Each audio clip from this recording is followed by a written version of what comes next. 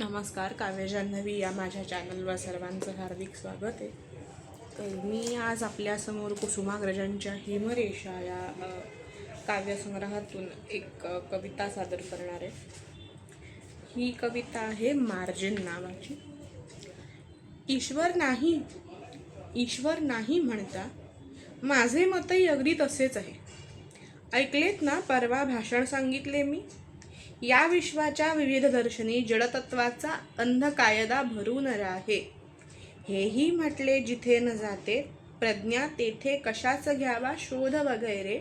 म्हणून म्हणतो ईश्वर नाही या मुद्द्यावर तुमचे आमचे जमते सारे. हो आपण म्हणता तेही नाही खोटे. रोज प्रार्थना मीही करतो हात जोडल्या विना जीवाला बरे न वाटे. देव नसे पण शक्ती असे ती जिचे नियंत्रण जगतावरती. तिचे कराया स्तवन जरासे अडचण कोठे. नाही अगदी तसेही नाही मानव मनना निराकारता कधी साहते. आणि अखेरी आहे नाही तिथेच असते. अचेतनाला करी सचेतन शून्याला दे अर्थाचे धन. मन आपुल्या नजरेने जीवन सदा पाहते.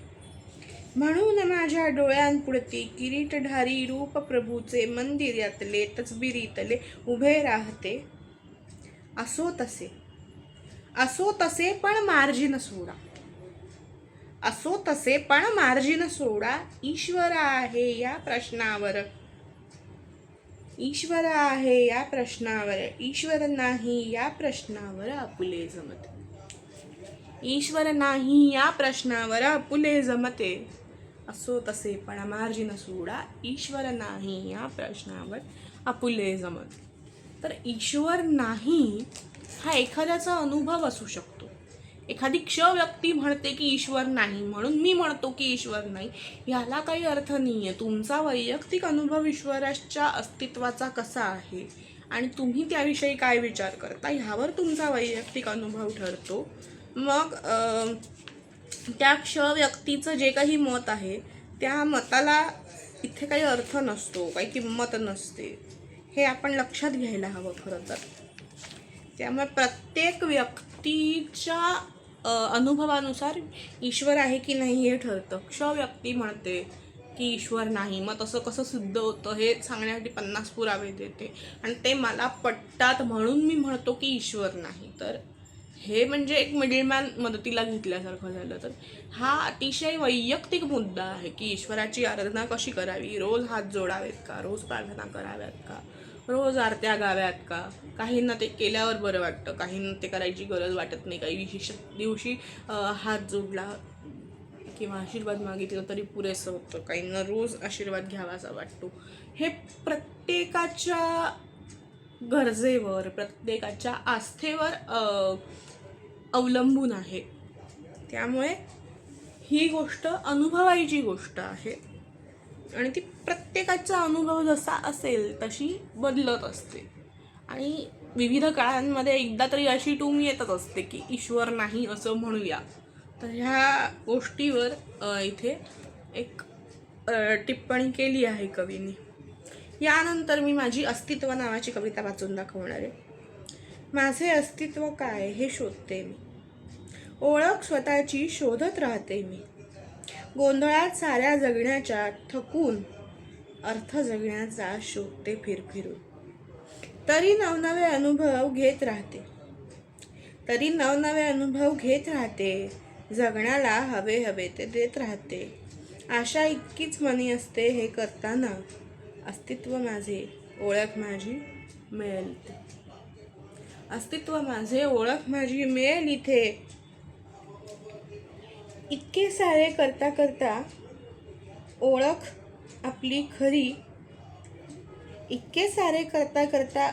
आपली खरी अनुभवात मिसळून जाते विसरून. सुखदुःखांच्या दोरांनी बांधलेले बाहुले होतो आपण केवळ. नाचवणारा आपल्याला कळसूत्री असतो. नाटक सारे घडवून पुन्हा अलिप्त राहतो.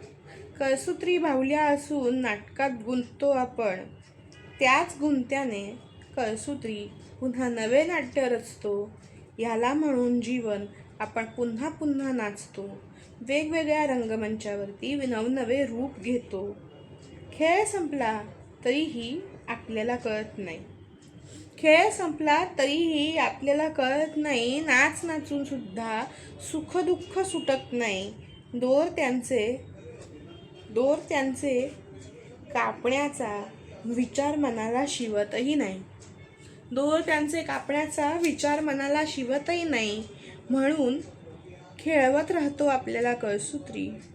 मुक्ती, जगणं, मृत्यू, जीवन, खेळ आहे हा अवघा. मुक्ती, जगणं, मृत्यू, जीवन, खेळ आहे हा अवघा.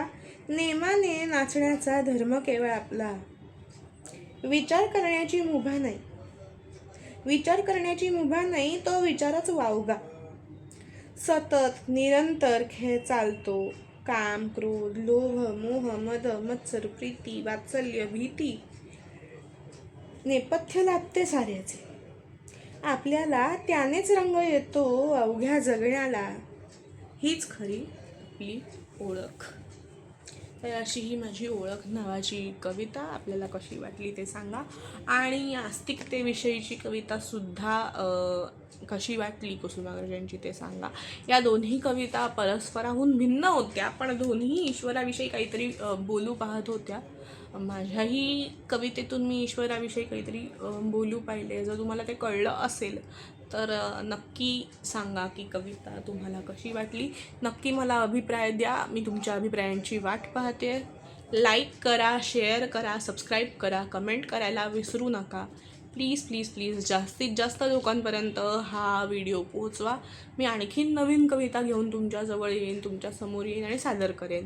मी तुम्हाला सांगितलं होतं की विंदांच्या दर्शनांवरच्या कविता मी इथे सादर करणार आहे. ते पुस्तक माझ्यापर्यंत आलेलं आहे आणि मी त्या सादर करणारच आहे. आणि सुरुवात आपण हेगेल दर्शनावरच्या कवितेपासून करू. तर त्या कवितेसाठी भेटायचंच आहे चॅनलवर, पण त्याही पूर्वी आपण 1-2 वेळेला भेटणार आहोत. काही नवीन कविता मी तुमच्यासमोर सादर करेन. तर प्लीज प्लीज प्लीज ह्या उपक्रमाला साथ द्या. धन्यवाद. आणि हो, तोपर्यंत काळजी घ्या, आनंदात राहा, मजा करा. धन्यवाद.